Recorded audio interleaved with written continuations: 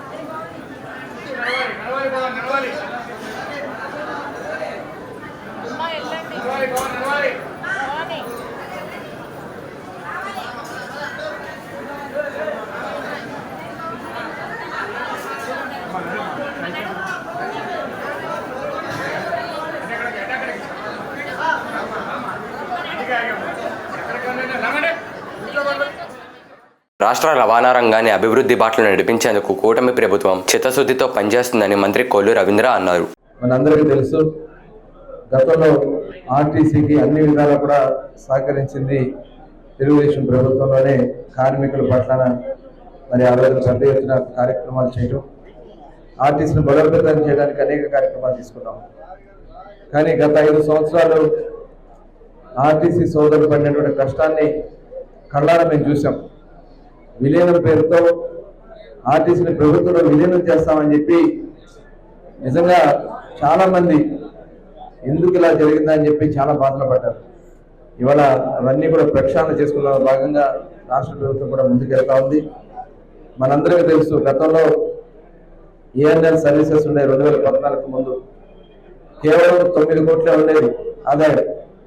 కానీ చంద్రబాబు నాయుడు గారు ఇచ్చినటువంటి ఆదేశాల ప్రకారం ఆ రోజున ఆర్టీసీ ఎండీగా ఉన్నటువంటి సాంబశివరావు గారు కూడా దాన్ని ఆచరణ పెట్టడం వల్ల దాదాపు 280 కోట్ల రూపాయలు కేవలం కార్గో సర్వీసెస్ ద్వారా, ఏఎన్ఎల్ పార్సెస్ ద్వారా వచ్చిందంటే అది ఒక దార్శనికుడు ముందు చూపు వల్ల వస్తుందనే దానికి ఇదే ఒక నిదర్శనం. మరి అటువంటి కార్యక్రమాలు రేపు మళ్ళీ ఆర్టీసీని బలోపేతం చేయడంలో తెలుగుదేశం ప్రభుత్వం, జనసేన, భారతీయ జనతా పార్టీ కూటమి సంయుక్తంగా పనిచేస్తామని ఆర్టీసీ కార్మిక సోదరులందరూ కూడా హామీ ఇస్తూ, ముఖ్యంగా మన మచిలీపట్నం నుంచి దాదాపు చాలా సర్వీసెస్ ఉన్నాయి. ఎందుకంటే ఇవాళ ఆటోలు వచ్చాక కొంత ఇబ్బంది అవుతా ఉంది. కానీ ఇవాళ చంద్రబాబు నాయుడు గారు మొన్న ఎన్నికల్లో చెప్పినటువంటి వాగ్దానాల్లో భాగంగా త్వరలోనే ఆడబిడ్డలకి ఉచిత బస్సు ప్రయాణానికి కూడా ఆలోచన చేస్తా ఉన్నారు. ఎందుకంటే రాష్ట్రం ఇప్పుడు అస్తవ్యస్తం చేస్తారు ఈ ప్రభుత్వం. అసలు చాలా దారుణంగా ఉంది. రాష్ట్రంలో వాళ్ళు చేసినటువంటి కార్యక్రమాల వల్ల అప్పులు పాలు చేశారు. రాష్ట్రంలో రెడ్ బుక్ పాలన కొనసాగుతుందని, సీఎం చంద్రబాబు వ్యవస్థలను నాశనం చేస్తున్నారని వైఎస్ జగన్ అన్నారు. ఏ ఒక్కరూ కూడా ప్రశ్నించకూడదు, ఏ ఒక్కరూ రోడ్ల మీదకి రాకూడదు, ఏ ఒక్కరూ చంద్రబాబు నాయుడు గారిని నిలదీయకూడదు అని రాష్ట్ర వ్యాప్తంగా రెడ్ బుక్ పాలన సాగిస్తూ ఉన్నారు.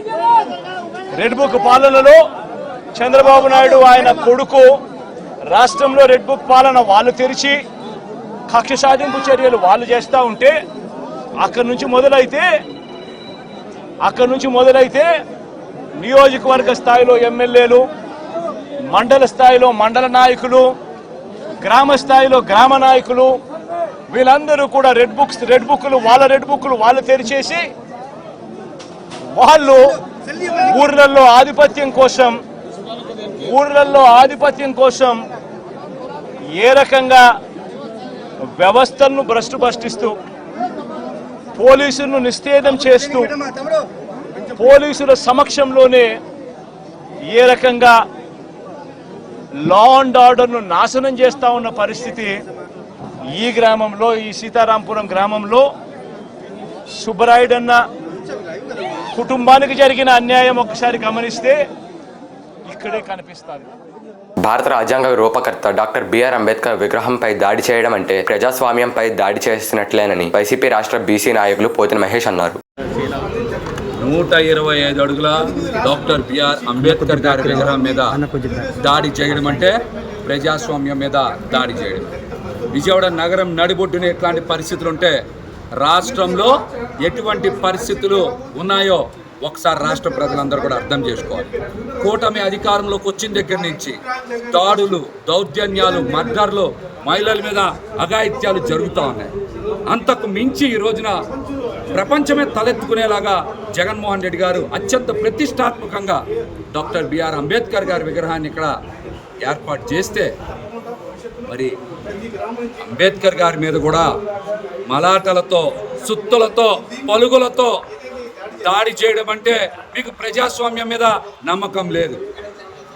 డాక్టర్ బిఆర్ అంబేద్కర్ గారి ప్రాంతానికి వచ్చి మీరు ఇక్కడ దాడి చేశారంటే మీకు ప్రజాస్వామ్యం మీద మీకు నమ్మకం లేదు. మీరు ఆటవిక పాలన సాగిస్తున్నారని చెప్పడానికి ఇంతకన్నా నిదర్శనం ఏం కావాలి. ఈ దాడి పూర్తిగా చంద్రబాబు నాయుడు గారు, లోకేష్ గారి కొనసాగంలోనే జరిగింది. అందుకని అధికారులందరూ కూడా సహకరించారు.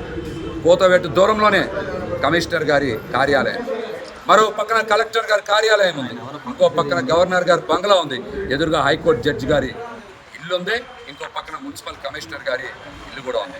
మరి ఇంతమంది రాజ్యాంగబద్ధంగా మరి విధులు నిర్వర్తిస్తున్నటువంటి అధికారుల నివాసాల మధ్య ఉన్నటువంటి అంబేద్కర్ గారి విగ్రహానికి రక్షణ లేదంటే ఈ రాష్ట్రంలో రాజ్యాంగానికి, ప్రజాస్వామ్యానికి రక్షణ లేదని చాలా స్పష్టంగా అర్థం. జగన్మోహన్ రెడ్డి గారు బహుజనుల పట్ల, బీసీ, ఎస్సీ, ఎస్టీ, మైనార్టీల పట్ల ఎంతో నిబద్ధతతో అంబేద్కర్ గారి విగ్రహాన్ని ఇక్కడ పెట్టి అలాగే ఒక చిన్న జిల్లా ఏర్పాటు చేస్తే మీరు ఇలాంటి దుర్మార్గం చేస్తారా? ఇలాంటి దుర్మార్గం చేస్తారా? దీని మీద ఖచ్చితంగా చంద్రబాబు నాయుడు గారు రాష్ట్ర ప్రజలకు క్షమాపణలు చెప్పాలి. ఏదో 10 అక్షరాలు జగన్మోహన్ రెడ్డి గారి ఇక్కడ తీసేసినంత మాత్రాన, మీరు దాడి చేసినంత మాత్రాన ప్రజల హృదయాల్లోంచి జగన్మోహన్ రెడ్డి గారి పేరుని తీసేయలేరని కూడా తెలియజేస్తున్నాం. అదేవిధంగా ఈ రోజున జగన్మోహన్ రెడ్డి గారు నంద్యాల పర్యటనను కూడా పక్కదారి పట్టించే విధంగా కూడా ఇటువంటి కుట్రలు చేశారని మాకైతే స్పష్టంగా అర్థమవుతుంది. విజయవాడ నగరంలో ఇంకోసారి ఇట్లాంటివి చేస్తే తీవ్రమైన పరిస్థితులు ఉంటాయని కూడా హెచ్చరిస్తాం. వైసీపీ ఎమ్మెల్సీ దువ్వాడ శ్రీనివాస్ రెండో పెళ్లి వ్యవహారంలో ఇప్పుడు ఏపీలో సంచలనంగా మారింది. ఏం లేదు, మా డాడీని కలవడానికి వెళ్ళాము. ఆయన డోర్స్ అవన్నీ లాక్ చేసుకొని లోపల ఉన్నారు. ఆ లేడీ కూడా అక్కడే ఉంది. మేము ఆయనతో మాట్లాడడానికి వెళ్దాం మాట్లాడడానికనే కాదు, మా డాడీతో కలిసి ఉన్నామని మేము వెళ్ళాము. బట్ మేము మెసేజెస్ చేసినా, ఫోన్ కాల్స్ చేసినా ఆయన లిఫ్ట్ చేయలేదు, దేనికి రెస్పాండ్ అవ్వలేదు. సో ఏంటి అంటే వాళ్ళు ఎప్పుడో ఒకప్పటికైనా డోర్ తీస్తారు కదా అని మేము బయట వెయిట్ చేస్తాం.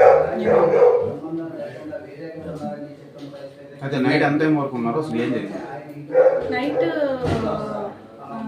యాక్చువల్లీ నేను ఆఫ్టర్నూన్ 3 నుంచి నైట్ 1:30, 2 వరకు ఉన్నాను. బట్ వాళ్ళు ఎవరు రెస్పాండ్ అవుతారేమో అని మేము వెయిట్ చేసాం. అట్లీస్ట్ మా డాడీ అయినా నా పిల్లలు బయట ఉన్నారు కదా, లోపల పిలుస్తారనేమో అయినా వెయిట్ చేసాం. బట్ ఏం రెస్పాన్స్ ప్రధాన కారణం ఏంటి మీ ఫాదర్ రెస్పాండ్ అవ్వకపోవడం? ఆ లేడీ ఆమెతో ఉండడమే రెస్పాండ్ అవుతుంది. జనరల్ నుంచి మీ ఫాదర్ గవర్నమెంట్ చాలా మంత్స్ అవుతుంది.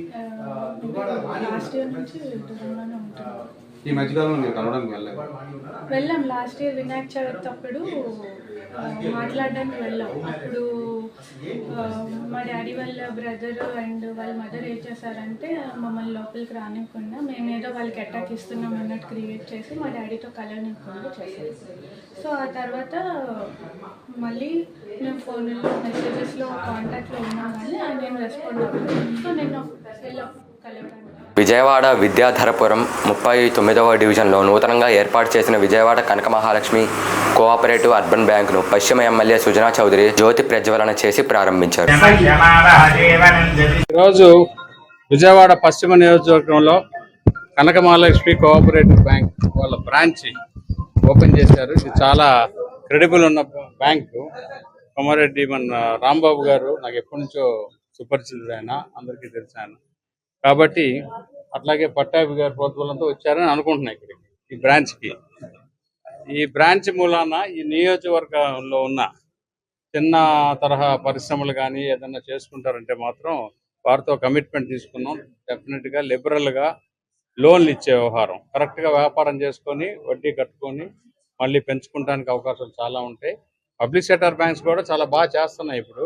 కానీ ఇక్కడైతే యాక్సెస్ ఈజీ కాబట్టి అందరూ కూడా ఈ బ్యాంకుని వాడుకొని వాళ్ళు ఇచ్చే సహకారంతో మంచి వ్యాపారాలు చేసుకోవాలని చెప్పి కోరుకుంటూ, ప్రజలందరికి కూడా మంచి బ్యాంక్ ఇది, మీరు బ్యాంకింగ్ చేసుకోవడానికి వాళ్ళు డిపాజిట్స్కి మంచి ఇంట్రెస్ట్ ఇస్తూ ఉంటున్నారు, అప్పులు కూడా బాగా ఇవ్వాలనేది, మెయిన్గా అప్పులు ఎక్కువ ఇవ్వాలనేది ఇంతో ఉన్నారు కాబట్టి దాన్ని సద్వినియోగం చేసుకోండి. ఇంతటితో ఈ వార్తలు సమాప్తం.